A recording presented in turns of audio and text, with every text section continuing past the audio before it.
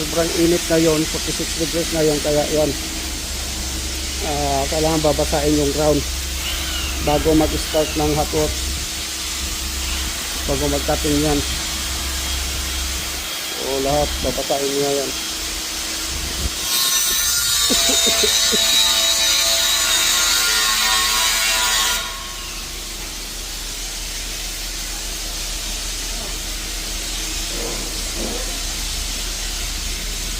Yan, ito na. So may kuikugan, kakating ng liner. Yan, daming kakatingin nilang liner. So doon yun po ilalagay sa chute. Yan, gandang pagkakating.